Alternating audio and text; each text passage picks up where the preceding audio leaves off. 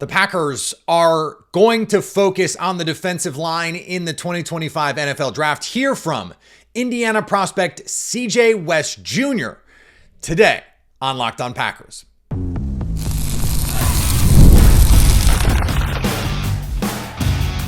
You are Locked On Packers, your daily Green Bay Packers podcast. Part of the Locked On Podcast Network, your team every day.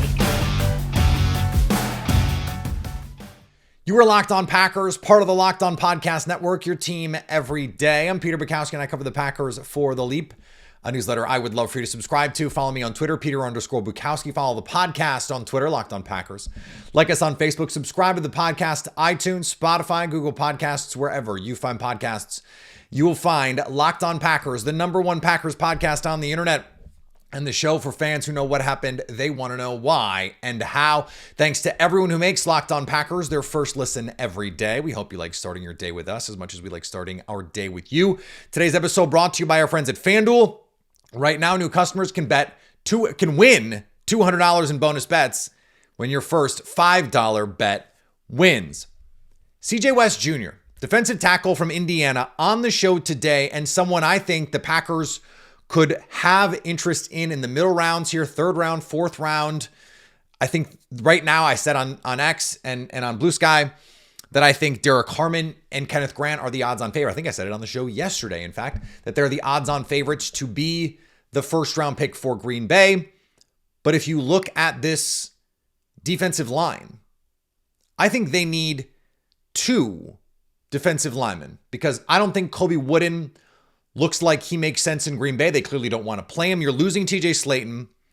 If you bring in a guy like Kenneth Grant or Derek Harmon, what they're really replacing is Kenny Clark.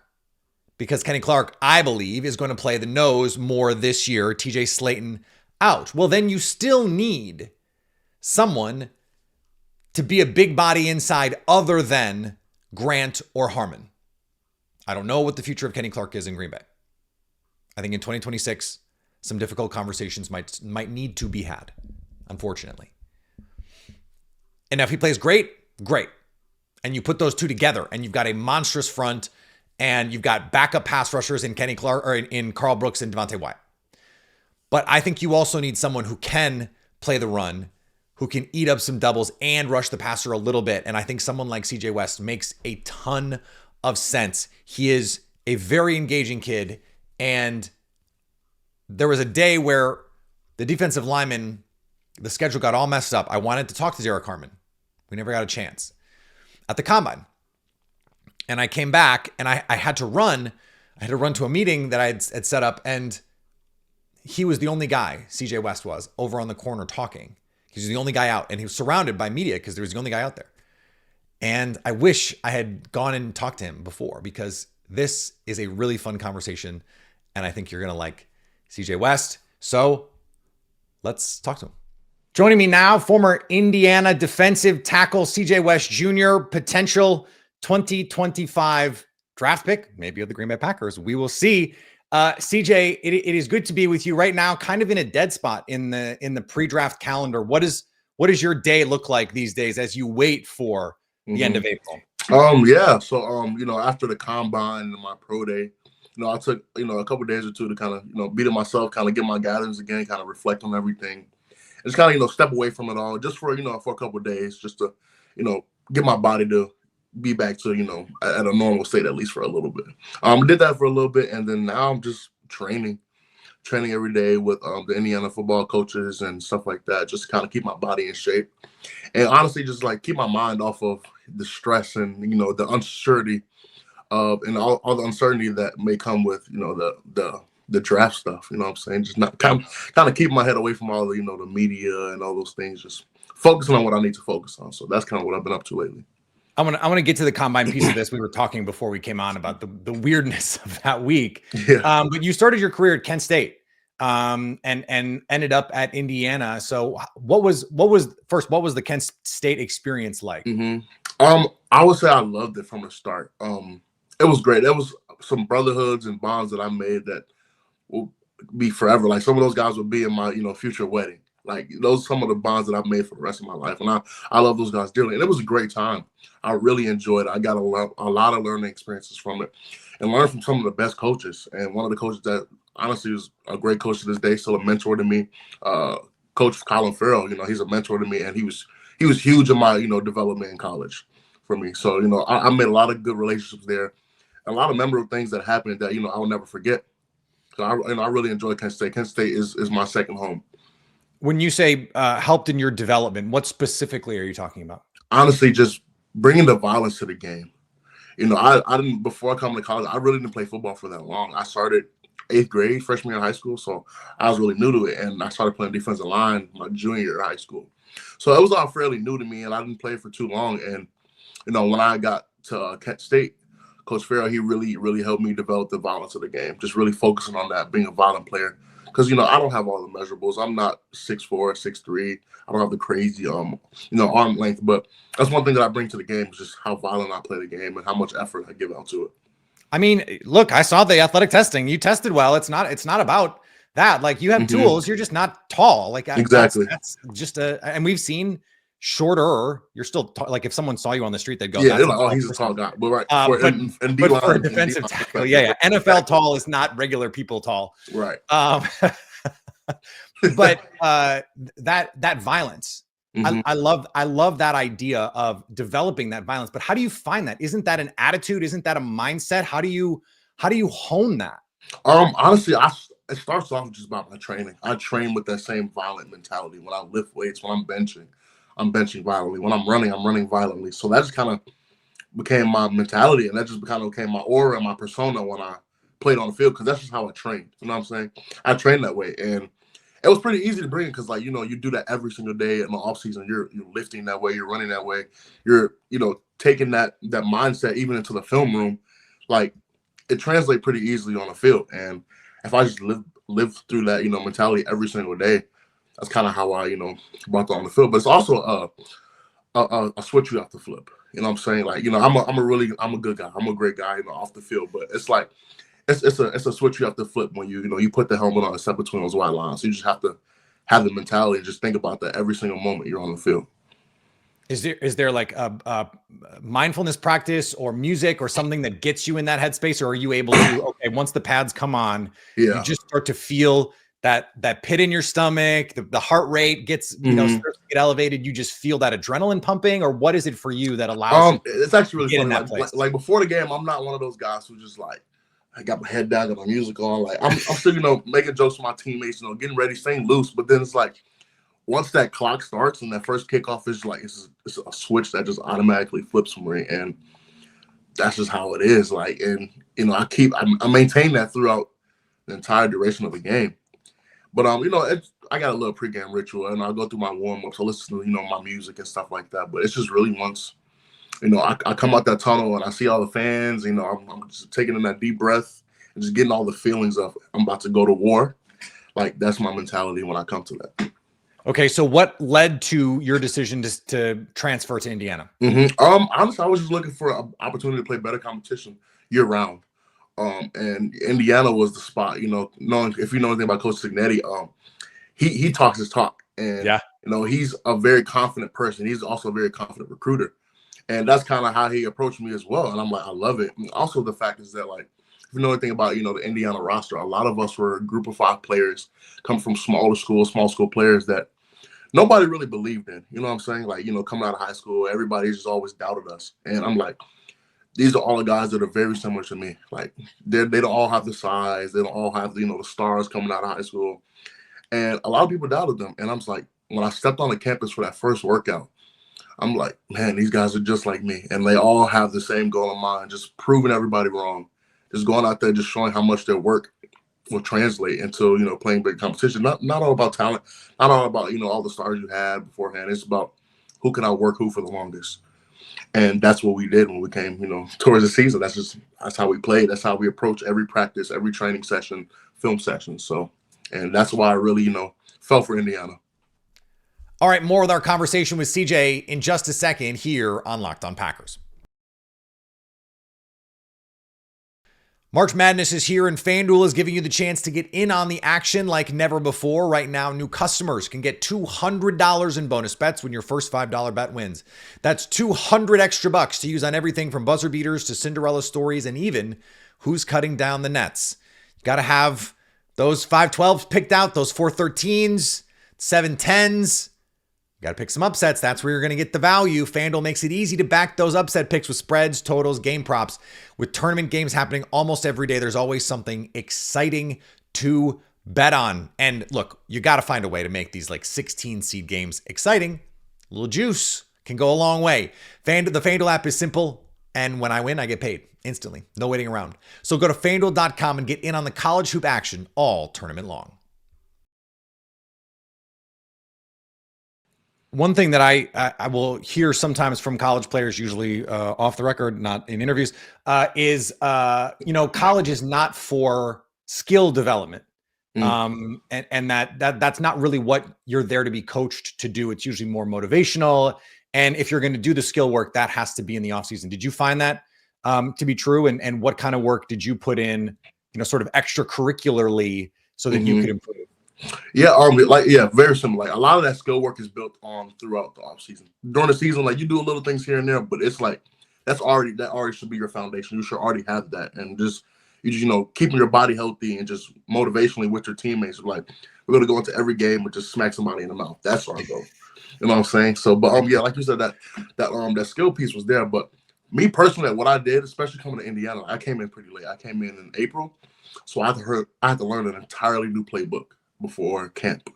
And one thing I did heavily was film study, a lot of film study. Some skill work here and there, working on little details, but a lot of film study. And it's really getting the hang of that playbook, because if you don't know the playbook, you can't play fast. And that's one thing, I always taught, is like you got to know the playbook like the back of your hand. So I really did a lot of the time just to watch a lot of the old film and, some of the JMU stuff they did, some of the players who, succeeded in that, in their defense, and I just took a lot of that and just put it on the field. Did a lot of film study, a lot of walkthrough work with my coach, all those different things. Just kind of prepare myself to play really fast. How do you feel like when you reflect on your college career? What is going to stick out for you? My violence of the game and just how much I loved it and the effort I gave to it.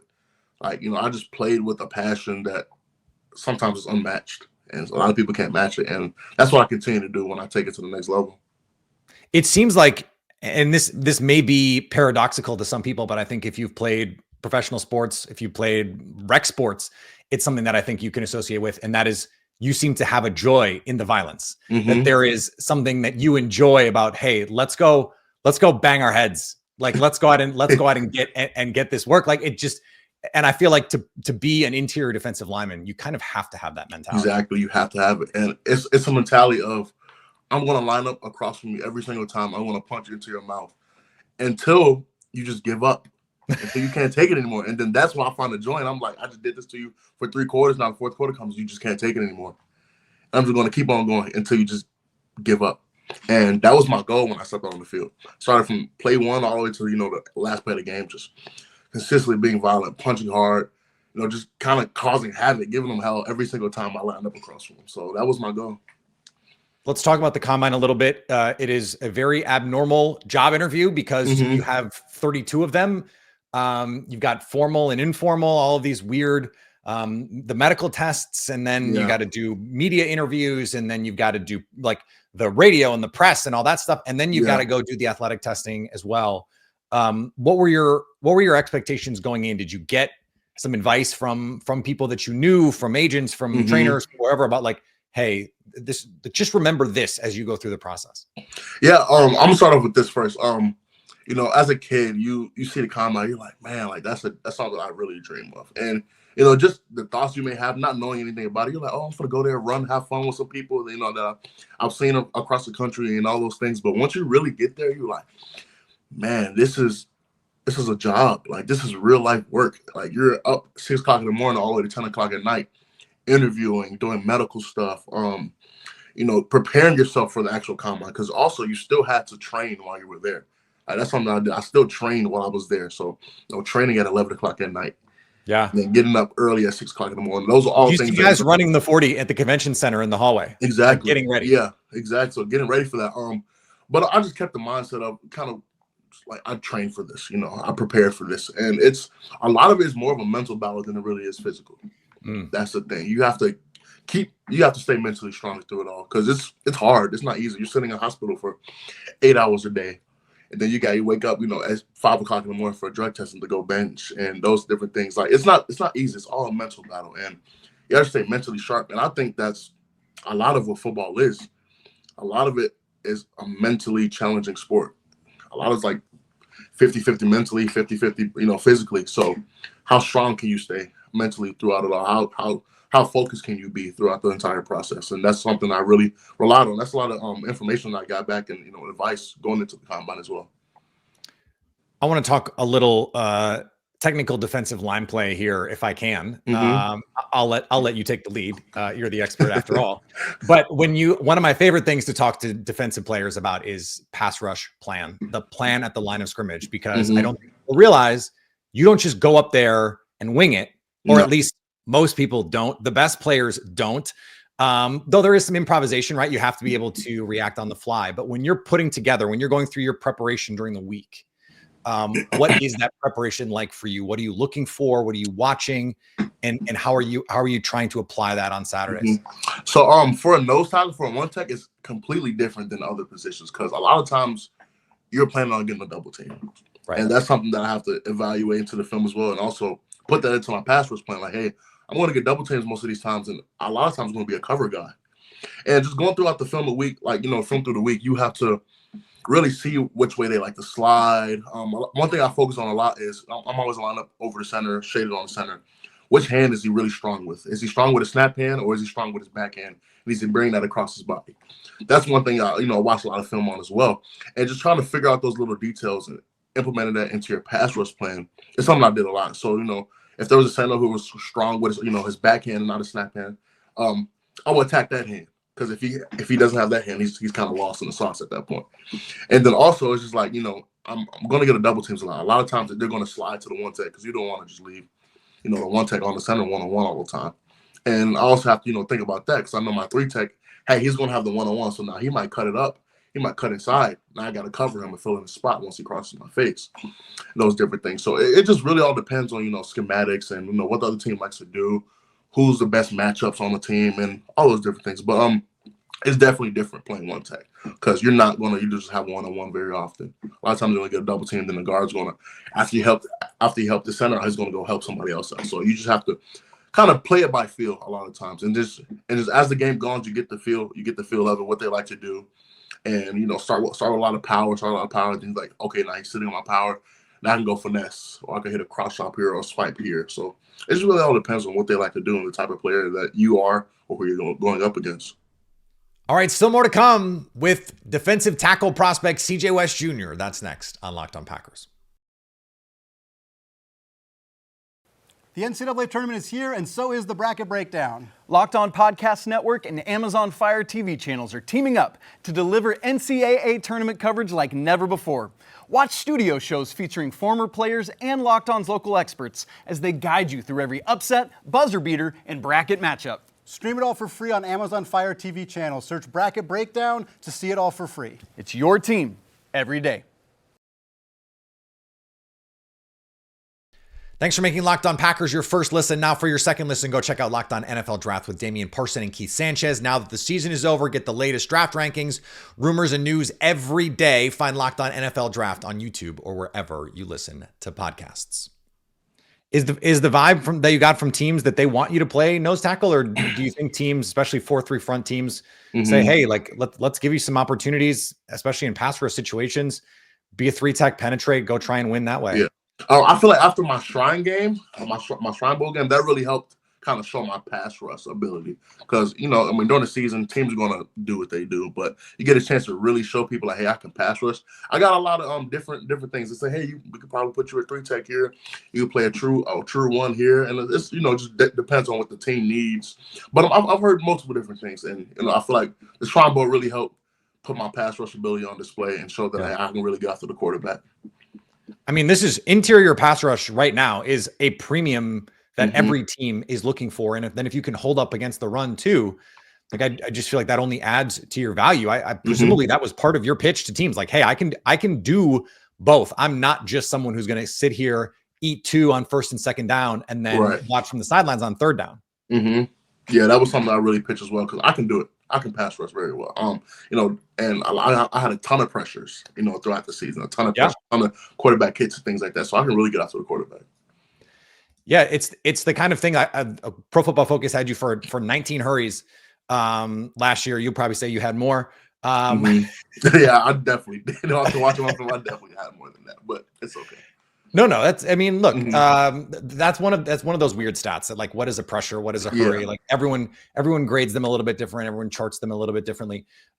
Is there something in particular you're looking forward to in the NFL? Whether it's someone you're going to go up against, something like that, or just like, hey, just playing under the lights in the NFL on a Monday night or a Sunday night. Is there something you're particularly looking forward to? Yeah, like playing against some of the best players in the league. That's something I'm looking forward to. And also is just learning from some legends in the league as well. With some future Hall of Famers, some guys who done very well. Like that's something I really look forward to. I'm big on learning and taking in advice from other guys. And I'm ready for that. That's one thing I'm really looking forward to. Just kind of getting on a veteran's wing and just learning all the different things that kind of helped him not only play well in the league but sustain his time in the league as well. Because I want to be in the league for as long as possible. That's my goal. I want to play for as long as possible and win Super Bowls. I love winning and something I really want to do. And just learning from some of the older guys and just playing against the best of the best and showing them, hey, I belong up here. You have, speaking of learning from the best, you have a very similar body type to Kenny Clark, who plays in Green Bay. I don't know if that's some tape that you've watched, but might get an opportunity to learn from him. Like, yeah, I've seen and heard a little bit about Kenny Clark. I'm from Chicago, so I've watched him play a lot. Yeah, I was going to ask you about that. Did you grow up a Bears fan? Is this problematic for you right now? No, I did grow up as a Bears fan most of my life, but I mean, honestly, wherever I get an opportunity, wherever who wants to take a chance with me, I will be more than grateful and blessed just to be able to play there. Like, that 2010 NFC Championship game, that must have been like right when you were starting to be aware and watching the game. Yeah, that was tough. That was tough, but yeah, it definitely was. And I grew up a Bears fan most of my life, and But you had those great defenses, Tommy Harris and Akeem Hicks, and they had I watched a lot of really good defensive linemen over the last 15, 20 years. I watched a lot of Akeem Hicks. Once I started to really get into the D-line play, that's somebody I watch a ton of, and even still to this day, because he's another guy who just uses. He's one of those guys who doesn't get a whole bunch of flashy plays. He's one of those guys who does all the gritty, dirty work that. If you're not a true football fan or if you're not part of a team that you don't really appreciate and that you don't really see. Well, and speaking of playing with violence. Yeah, he was a very violent player. Very violent player. So do you, as we wrap up here, like there is from the college game to the pros, an adjustment, physicality, speed, all that stuff. Do you feel like you're gonna have to, like, you bring the violent mentality? Do you feel like you're gonna have to get stronger? Do you feel like what is it that's going to help you have your game translate to the next level? What do you still have to do to maximize your game in the NFL? Yeah, I feel like the biggest thing is always the speed of the game. Coming from college to the NFL, it's a different speed, and it's just like that from high school to college. It's always gonna be a different speed. It's more talent, more people who's been doing it for longer. So just getting the speed of the game down and just working on my pass rush abilities, continue working on that, because I know how the game is evolving. It's becoming a really passing league. So, I mean, the pass rushers are who eats the most right now and who's making the most money and who's, having the most, productiveness on their team. So, just continue working on that, becoming the best as I can at that, and just continue to learn and take all the little details from, older guys and legends and film watching. You have to feel like, too, I'm sure that in, I don't want to put words in your mouth, but the Big Ten has a reputation for, hey, we play big boy football here. If you can stop the run in this league, if you can pass rush in this league, you can do it in the NFL, the SEC, same thing. Some other leagues a little bit more spread out. It's not quite as translatable one-to-one. Do you feel like you're more ready? Like, was that part of the calculation when you picked Indiana? Like, if I want to be NFL ready, I need to go play for a team like that in a conference like that. Yeah, that was a big pick for me. Playing in the Big Ten or the SEC, I'm like, this is where most of the NFL players come from. So if I can do it in this league, hey, I'm showing everybody, hey, I can do it in one of the best leagues in college football. I'm sure, this can translate to the next level. If you can make it there, you can make it anywhere. Frank Sinatra once said that. CJ, I appreciate the time, man. Good luck. Maybe we'll see you in Green Bay. Maybe we won't. But either way, I'm sure you'll have a lot of new fans after this. We appreciate the time. Thank you, Peter. I really appreciate it. You have a great day. All right. Thanks to CJ West for joining the show. Awesome to talk to him. If you're not a fan of his after that, I don't know what to tell you. And unfortunately, he may go to the Vikings. He may go to the Bears. He may go to the Cowboys. He may go to the Eagles. He may go somewhere that is annoying to you. We've had players on pre-draft before. We've never quite threaded that needle of finding the right player who's going to be on the Packers eventually. But we just keep throwing darts. Eventually, we'll hit one of them, and it'll be great. We get to go back and say, "Hey, look, remember this conversation that was had over here?" So more to come this week. Rob Bukowski reporting the Packers not doing anything with Jair Alexander right now because they don't have to. And we got a lot more stuff to talk about. The Packers did not sign Azeez Ojulari. Maybe we'll talk about that and the pass rush and what's going on there. So more to come here this week on Locked On Packers. More interviews to come as we get closer to the draft. Follow me on all the social medias. Follow the podcast on the social medias. Go subscribe wherever you get podcasts. Leave a rating, a review on iTunes, Spotify. Go subscribe on YouTube so you can stay Locked On Packers.